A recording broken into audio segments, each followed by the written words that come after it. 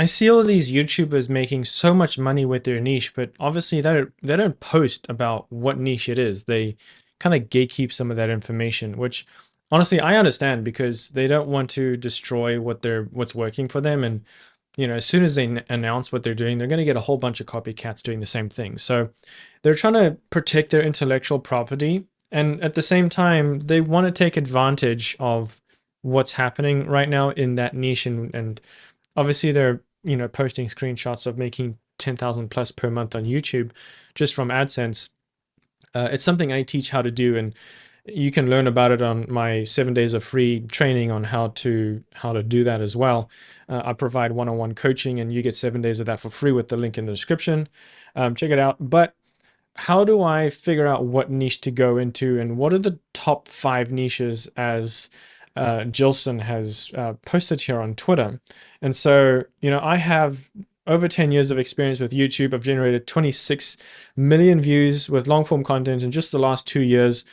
And so with my experience on a lot of different niches, because I have multiple channels, I have a lot of them, as well as working with over 100 people to get results on their YouTube channel, I feel like there's some popular trends and some common threads when it comes to picking your niche. And so in this video, I'm going to kind of go over some of the 5 best niches that you could go with. However, there's a caveat with this. Asking this question, what are the 5 best niches, is a very open-ended question, and there's a lot that I can say about it. There's a lot of different directions I can go in. I try not to make generalized suggestions and comments, because often it's dependent on the time of the niche, a lot of different factors, but like there's timing in a niche that you got to hit well, because there might be a very, very saturated niche with high quality content, high barriers to entry. It's very difficult to break into, that you could still generate millions of views off of and generate over $10,000 per month on YouTube. It's all about the timing in that particular scenario. And so I try not to give cookie cutter solutions and answers to questions, but I'll do my best in terms of what are the 5 best niches to go into. And I'm first going to start with the worst. The worst is kids content, like made for kids. Stay away from it if you can, unless you like have experience with it and you know what you want to do, and you want to create kids content, because RPMs are generally really, really low, often under $1 per 1,000 views. So you won't even make $1 per 1,000 views. That's what I've seen on a lot of kids content. Sometimes you might get over it a little bit, maybe $2 at most, but it's very difficult to do that. And you can only do that really if you are categorizing the video as not made for kids. And even then, sometimes YouTube will go, nope, I reviewed this. This is made for kids. We're making it made for kids. And unless you have like an MCN or something where you can, appeal that, it's going to be very difficult to get it back to not made for kids or categorized as that. And so you're going to be stuck with low RPMs. So stay away from the kids niche as much as possible. There are a couple of other niches I would say to avoid. I might say stay away from crime if you don't know what you're doing, like some of the more violent or maybe some of the more risque type of content. Stay away from, because YouTube, technically doesn't really like it.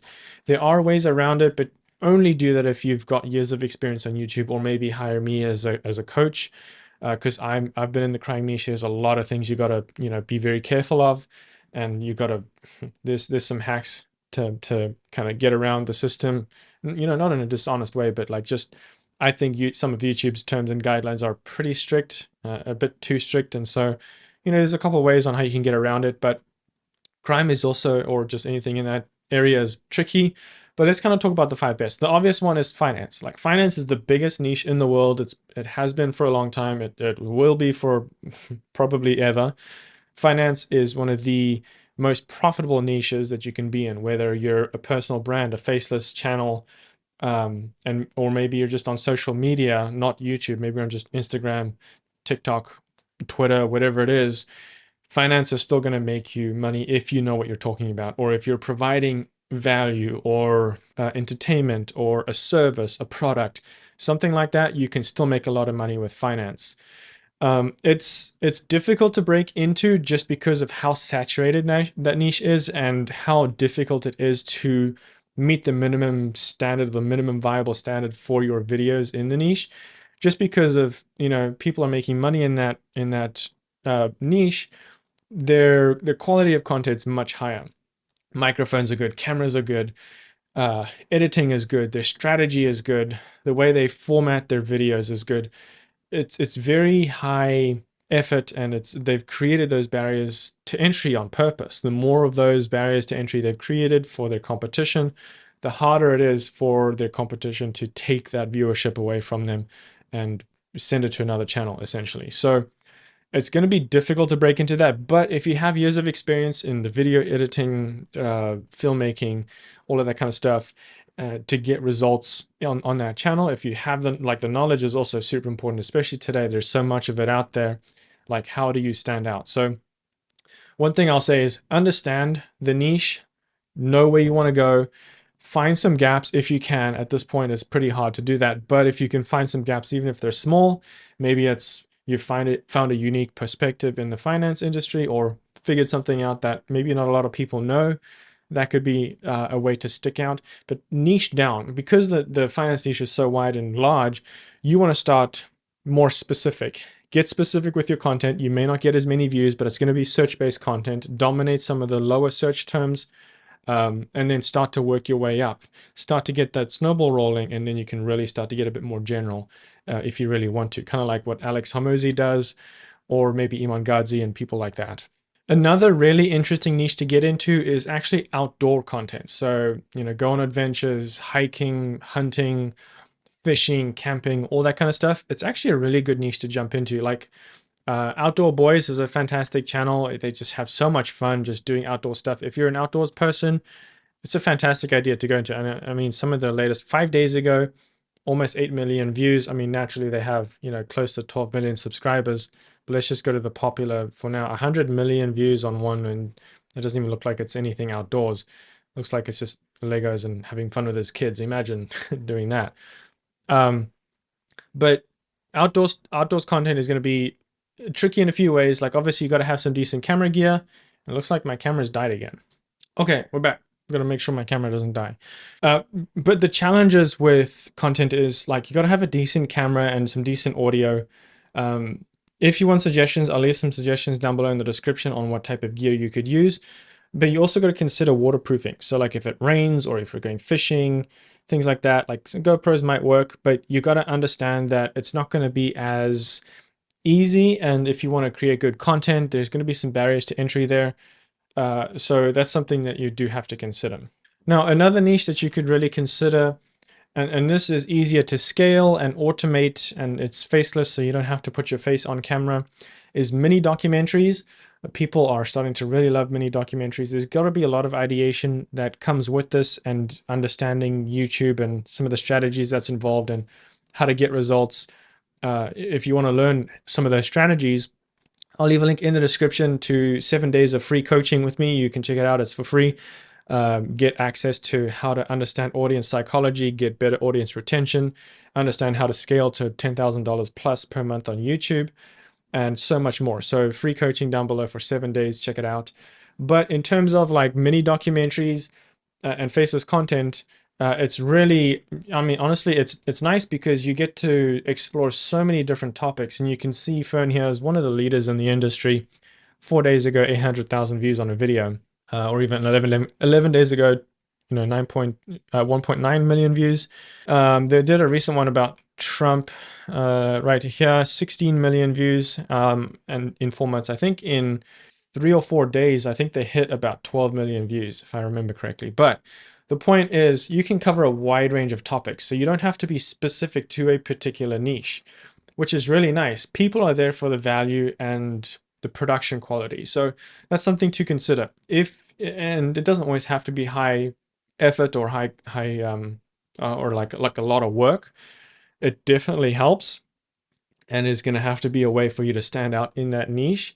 There are other niches where you don't have to have as much high effort content and still get really good results. So for example, I can even show you here this channel. So there's stick figure content. Like, if I hover over this, it's just stick figure with voiceover, and it's very, very minimal editing. So this particular video and channel is a bit more high effort, but you can really sketch it out if you wanted to. And so often it's just covering a lot of different topics within the niche.